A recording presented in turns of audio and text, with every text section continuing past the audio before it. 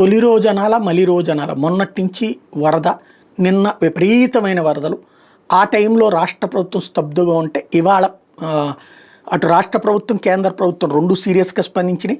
ఇవాళ ఒక రకంగా చెప్పాలంటే బండి సంజయ్ రియల్ హీరో అని చెప్పాలి. నర్మాల గ్రామస్తుల ప్రాణాలు కాపాడమని వాళ్ళు పెద్ద ఎత్తున కేకలు వేసుకొచ్చారు. బండి సంజయ్ కేంద్ర హోంశాఖ సహాయ మంత్రి కాబట్టి వెంటనే ఆర్మీ వాళ్ళతో మాట్లాడి 4 ఆర్మీ హెలికాప్టర్లను పంపించారు.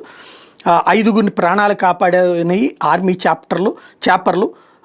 మరొక వైపున ముంపు బాధితుల్ని ఆదుకునేందుకు ఎన్డీఆర్ఎఫ్ సిబ్బందిని అప్రమత్తం చేశారు. నిరంతరం జిల్లా కలెక్టర్ ఎస్పీలతో మాట్లాడటం అన్నటువంటిది మరొక కీలకమైనటువంటి విషయం. వరదల్లో గల్లంతైన నాగం కుటుంబాన్ని పరామర్శించారు. ₹1,00,000 సాయం కూడా అందించారు.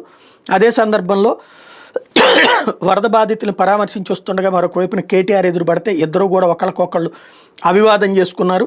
సిరిసిల్ల జిల్లా గంభీరరావుపేట మండలం నర్మాల గ్రామంలో వరదలో చిక్కుపోయిన 5 వ్యక్తులను కాపాడేందుకు స్వయంగా బండి సంజయ్ నిన్నట్టుండి చేసిన కృషి ఫలించడం, ఆర్మీ హెలికాప్టర్ను ప్రత్యేకంగా రప్పించి బాధితులను ఎయిర్ లిఫ్ట్ చేసి కాపాడటం, వాళ్ళు బయటికి రాగానే కంట తడి పెట్టుకుని కుటుంబ సభ్యులందరూ వాళ్ళకి అండగా నిలబడ్డటువంటి అంశం అందరూ చూసుకొచ్చారు.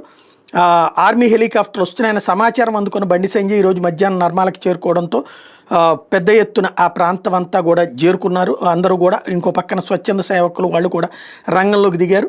ఇదే సందర్భంలో ఏదైతే అందరూ అభినందిస్తుంటే ఇక్కడ మనం ఈ టైంలో రాజకీయాలు చేసుకోవద్దు. ఖచ్చితంగా అటు ప్రభుత్వం మమ్మల్ని ముందు అడిగింది, కానీ నిన్న వాతావరణం బాగాలేదు కాబట్టి హెలికాప్టర్లు ఇవ్వలేకపోయాం.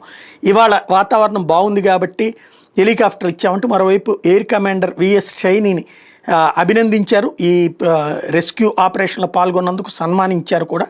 వరుసగా అక్కడ రాజకీయాలకు అతీతంగా పనిచేద్దాం, ముందు అందరం కలిసి పనిచేద్దామని సందర్భంగా బండి సంజయ్ పిలుపునిచ్చారు.